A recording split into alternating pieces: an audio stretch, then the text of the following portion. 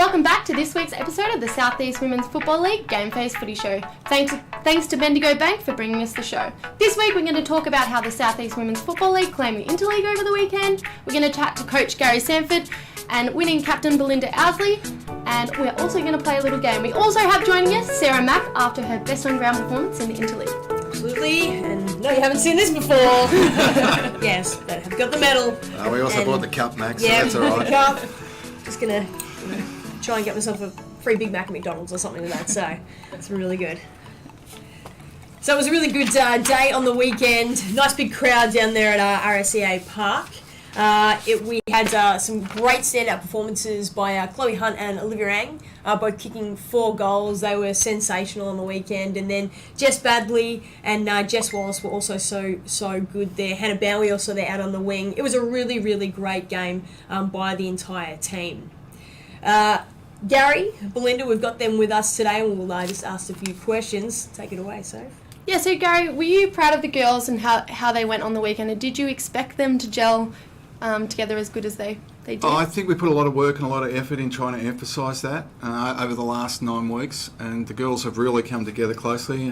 I think they enjoyed it, just being part. They're already talking about a trip away, so it's unique, I think. So yeah, no, I was really pleased. And we were put under the pump in the first 3, 4, 5 minutes of the game. And one of the other players that from Eastern that really stood up in that start of the game was Butch, one of the vice captains. The tackle she laid in the first minute, and then her run off half back was fantastic. Settled us, was great. Yeah.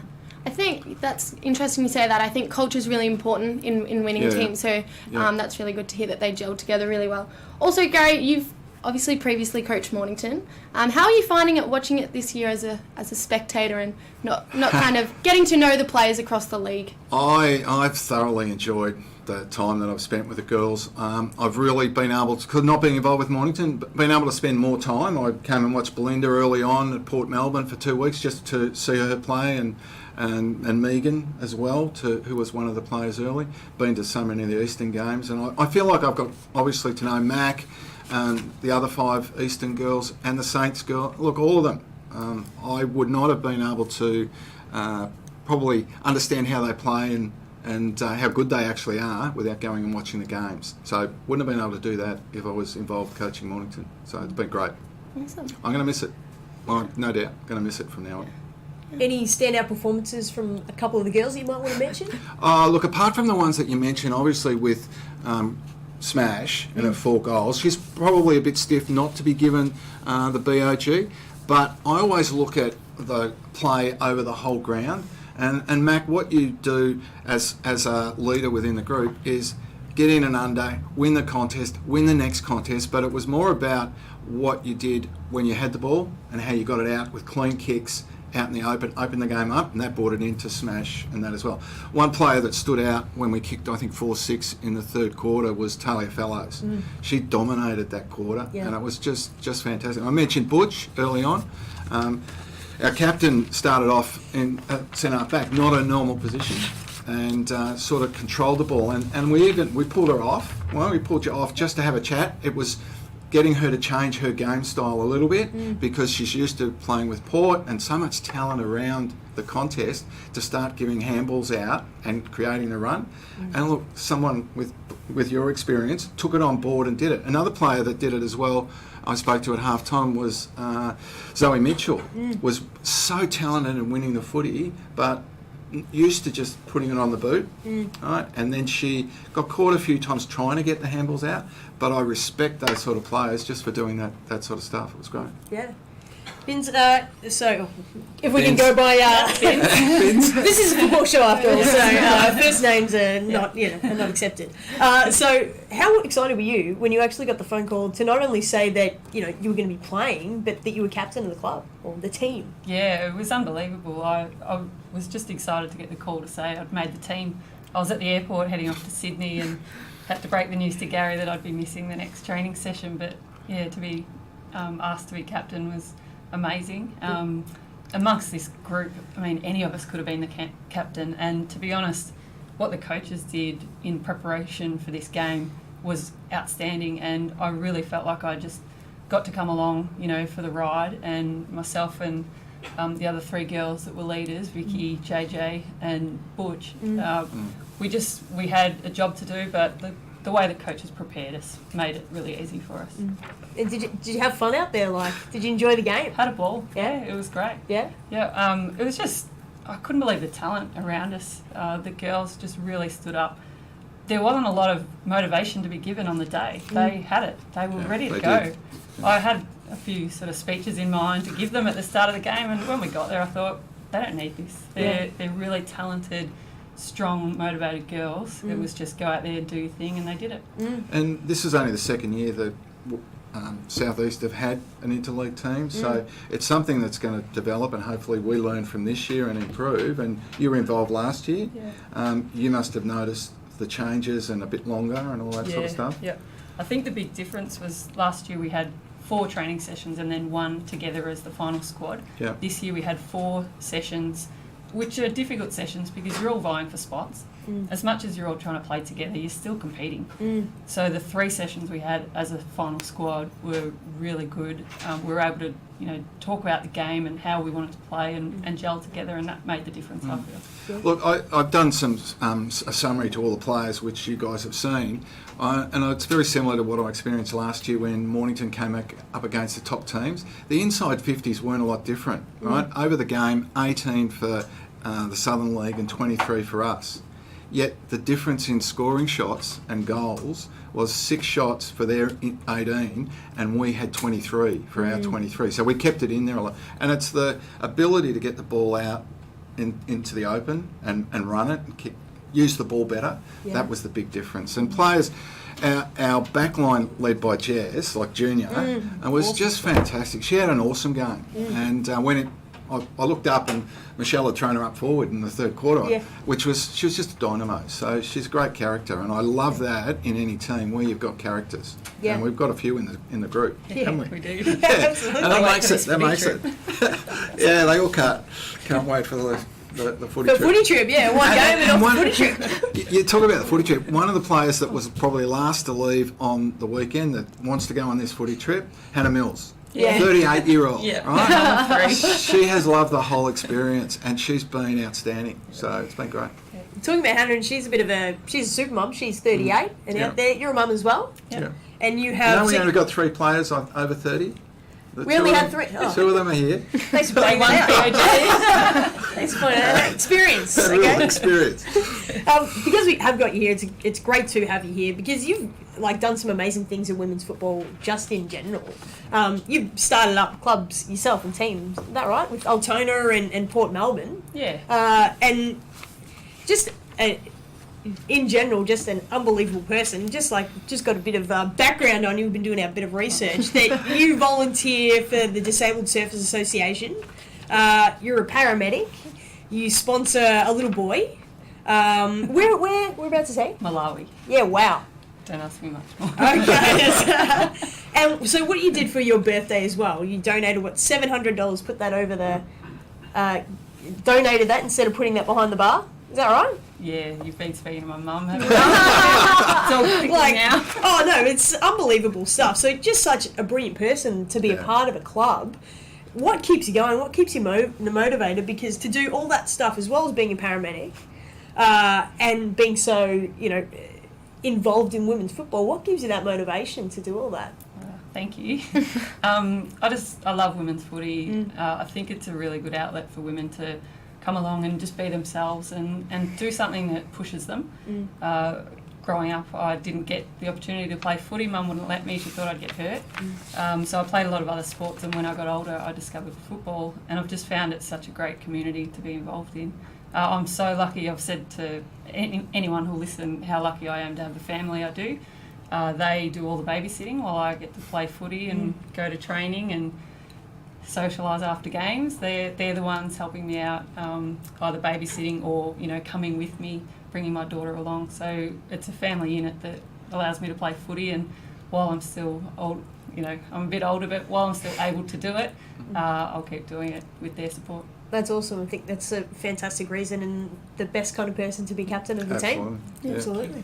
We are so lucky to have Belinda on today. Obviously, she's a pretty incredible person, and Gary joins us once again. But we just want to do a huge shout out again to our sponsors, Bendigo Bank. Once again, not only sponsoring GameFace, but the South East Women's Footy Show and the South East Women's Footy League as a whole. And we also want to give a huge shout out to Swiv's Locker and 1111 Fitness. Sweet. All right, so since we've got the two of you here as well, we're going to play just like a quick game. Now, we kind of actually was meant to do this after the game on the weekend. Some of the players did it, but it didn't go around the whole group yet. Well, yeah, so I'm a bit worried about this. You may or may not know. So the whole idea is we got kind of two things about each player, and it was given to another person. You had to guess who that particular person was. So I'm going to give you two things about a person, and I'm going to give you three names. Ooh. And see if you can figure out who this person might be. And don't worry, I can give you a hint if Thanks, you might need to. Okay, so this person I had a record in Fiji for the 200-metre butterfly, and I lived in Asia for 9 years. So it could be Jess Bagley from Seaford or Junior, Chloe Hunt from the Devils, or Maddie Hessian from Beacons. I know who it is. Yeah? Yeah. We got a couple of answers. Oh, It's Junior. Junior! Yeah, thanks, Absolutely. We Junior. love telling us that. Do you like to tell you? I would not have picked that unless we were there at the meeting. Oh, God. Well, yeah, she definitely loved it. She Long girl also, living in Fiji. oh, I know, right? And she took about 6 to 10 to bloody 20 bounces on the weekend, so she had a cracker. This next one's a bit interesting. So, are you ready? I can snort spaghetti up my nose and pull it out my mouth.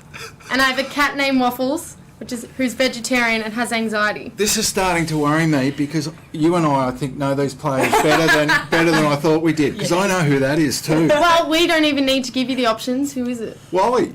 Yes! Jess Wallace. Who else could snort spaghetti up their nose? No, well, if you want to come in and give us a demo, we'd love to see it live here. That's 2 from 2. That is 2 from 2. All right. Well, let's see if you've heard this one. All right. I'll always watch Home and Away, even if it means recording it, so I don't miss it. And I'm addicted to lollies, and will always have some in my footy bag. Definitely need clues because I've got no idea. Cool. So we had Talia Fellows from Cranbourne. We had Morgan Bain from Mornington, or Mel Hart from Tyab. Well, my guess would be say lollies in a Talia. bag. Yeah, and I'd say Morgan, but Morgan Bain. Yeah. But we're both wrong. Well. My hint was going to be, does anyone know the 90s song by Chris Cross, Jump Jump? Oh, yeah. No? Okay, so Yeah, what do close one of the backwards. players on the ground? Who's the person that jumps? Mel. There you go. There you go. There's a long way to get there, but I thought it was I think great. I would Mel, but she watches Home and Away. Anyway, there you go. Right, last one.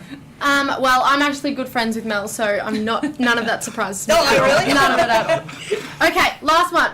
Used to be in a punk band called Human Jack, and went to America just to go to WrestleMania. Wow. Definitely A. need clues. Gary. A. Zoe Mitchell. B. Rebecca Tiernan. And C. Chris Smith. Oh, jeez, it couldn't be Chris, could it? It couldn't go to a punk band. Maybe in his younger days. I'd say Rebecca, but only because I don't think it could be Chris. I'll say Chris. Rebecca. Well done. I am very impressed that they went to WrestleMania. I'm very impressed. Thanks, Stretch. Great questions. They were fun. Good. Do you have anyone else you were trying to figure out? Yeah, actually, there was one of the players that she actually emailed it to all the coaches, so I knew the answer, and I was hoping I'd get it. And it surprised me. She has a bath every day. Oh, yeah. Millsy? Millsy. Millsy, sorry, She's Millsy. got 3 kids. How do you think she's got time to actually have a bath? No, there were some funny things, and that was the spirit that we had, and it was just an idea before the game that we hoped to bring them out and relax them, and as it turned out, geez, we didn't need it. we did. It was great. Awesome. So, guys, do not forget to download the GameFace Footy app. I was actually, even on the Facebook page on the weekend, I couldn't get to the Interleague game, but I was able to watch it live streamed on Facebook, which is really awesome. And you can actually also still see that game still up on GameFace. But the app's got fixtures, scores, ladders, news, goal kickers, everything to keep you guys up to speed with what's going on in our league. So now we've got the next round coming up. We've obviously got to preview what's coming up. So we'll look at Div 1. So the Sharks are still the only undefeated side currently in the season. So we've got a few games coming up. Let's see who might tickle our fancy. I think the game of the round is going to be Mornington versus Port Melbourne. Your mob there. Going to be the closest game, very, very much so. Oh, the other obviously top game is Cranny for the standard of the footy and the Sharks. Yeah, absolutely. Yeah. But Seaford and Bass, I think that'll go one way. Yeah. Unfortunately, Cranny and the Sharks, I think they might stay undefeated. Yeah. Yeah. Mornington will obviously run over the top of Port. Got something to say about that? Well, it's I'll say it on Sunday. She will On the too. scoreboard. That's weird to say. You say it on the scoreboard. And you guys come up against Beaky, who obviously are under numbered at the moment, so it'll be a tough one for them. Yeah, absolutely. Yeah. All right. If we get cracking into the Division 2 preview, Murrumbina on top of the ladder with 764% as their percentage, and Cranbourne are also undefeated. Yeah, pretty solid. And they had a couple of girls playing on the weekend in our opposition that did quite well. Some girls that really hard at the footy. It was good to actually see a couple of those girls out on the park. Yeah, I think, Alice Kaves, best on ground for them. They had actually 6 players, 5 from Murrumbina and Danny Warren playing with us. So Murrumbina are a talented group of players, and I said it last week. It's just they keep. It's great to keep winning, but I think I keep saying I think they need to probably lose a game, and I believe they need to come up to Div 1 as soon as we can. So. Yeah, a bit more of a challenge. And that would obviously I would hate to see any buys in the top 2 divisions, and if Beaconsfield do need to go down, and I think they possibly do to regenerate, that means you've got uneven numbers. So it's going to be interesting how quickly, if a decision's made one way or the other, but I know it is in the melting pot. Yeah, I reckon probably the game of the round might be Edithdale, Aspendale and Pearcedale, 6th versus 7th. Should be a nice kind of good contest there. There's actually, I reckon there's 2 really close games in that, and that is one of them. Yep. Because I did go and watch Eastern sort of run all over Warragul when you tipped Warragul.